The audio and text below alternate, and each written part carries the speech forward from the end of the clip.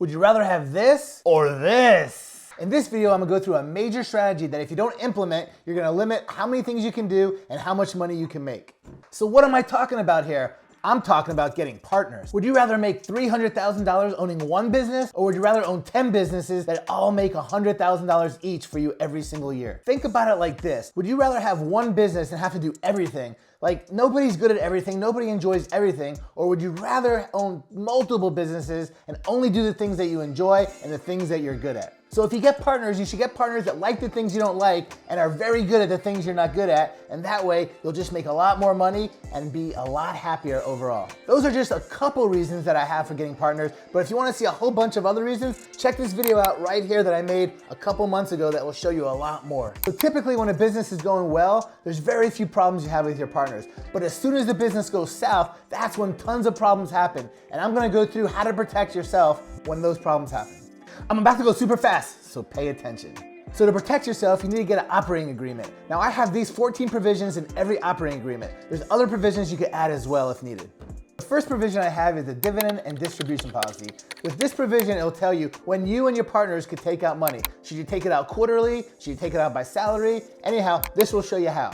The next provision is the contribution and capital call provision. This will tell you when you need to put money in the business. So for instance, maybe your business is running low on money. So at what point does everybody need to put money in the business and how much? The next one is the management provision. This provision will show what each person could do in the business without having to have a vote or ask other people what needs to happen. The next provision is the voting percentage requirements.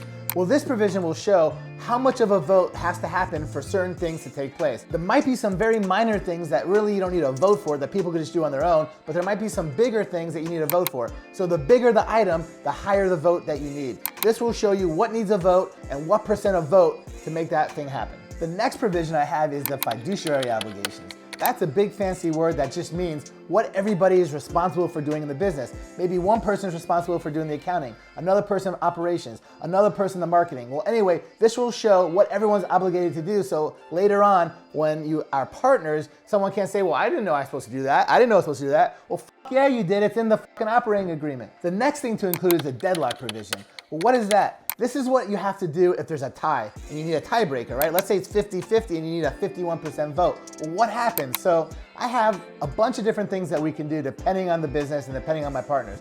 A couple examples would be maybe flip a coin and whoever wins, that's who wins. Maybe you take turns. This person will win the first time, this person will win the second time, that person will win the third time.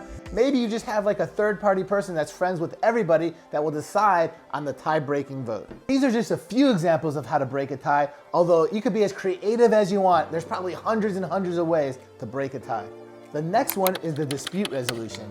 This is the provision that basically says what happens if nobody agrees. Let's just say in the operating agreement it says this is what should happen, but you know what? Once you get to that point, the partners are like, you, I'm not doing it, I don't care that it's in there. Well, what happens? So there's a few things that have to happen. You can get a mediator, you can get an arbitrator, or you can have to potentially even go to court and let the judge decide. The difference between all three is how legally sound that it is and how much they cost. A mediator is going to be the least expensive and the least formal way, and the court is going to be the most expensive, most formal way. But it depends on how bad this dispute is where you have to go with it. The next one is the voting percentage per member provision. This one drives me nuts. I always hear people say, look, I want to own at least 51% of the business so I could have the majority vote. Well, guess what? That doesn't matter. You could own 10% of the business and have 80% of the vote. The percent that you own of the business has nothing to do with the percent of voting power you have. So this provision will show no matter what percent you own of the company, what percent of the vote you have.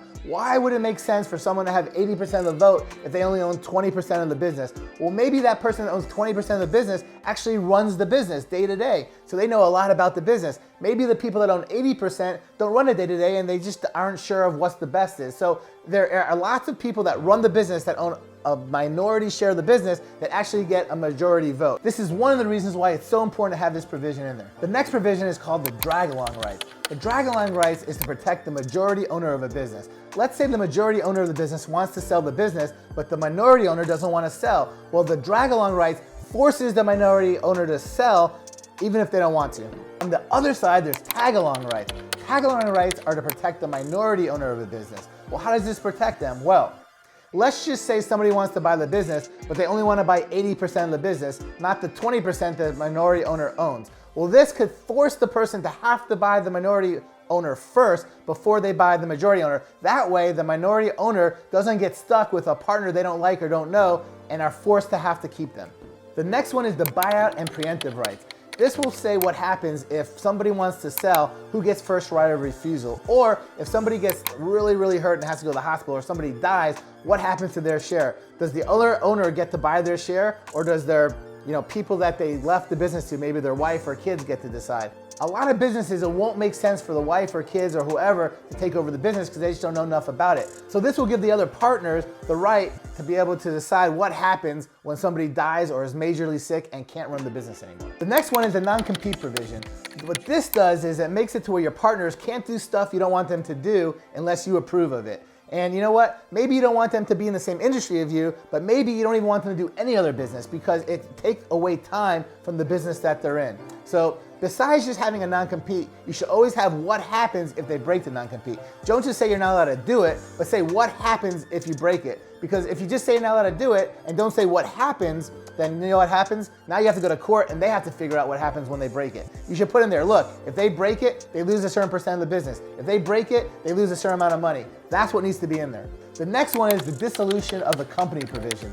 This is a very important one. What happens when the business isn't doing well or isn't doing as good as you expect or it's losing money? Someone's got to decide when to close the business, when to liquidate it, and without having this provision in there, it doesn't say how bad the business has to do or how much money the business has to make before one partner could force the other partner to get rid of the business. And finally, the last provision I have in all my operating agreements is called the state of law choice provision. What this does is, if there is a problem and we have to go to court, what state, what city, what country, it doesn't matter where I have to go to court. Every single city, every single state has different types of judges. Some are very lenient, some are very strict. And you gotta know ahead of time which court you wanna go to because once there's a problem, each person could pick the state or the city that they wanna go to that favors what they want. But if you do it ahead of time, then it's already set in stone and you have to go to that particular city, state, or jurisdiction that you agreed upon ahead of time. If you implement everything we just went through, you're gonna cover your ass, you're gonna cover your partner's ass, you're not gonna have these problems that I hear so many people have. Make sure that you implement everything I told you. If you have any questions, comment below, like, subscribe, and become partners with me, and we're gonna take this to a whole nother level.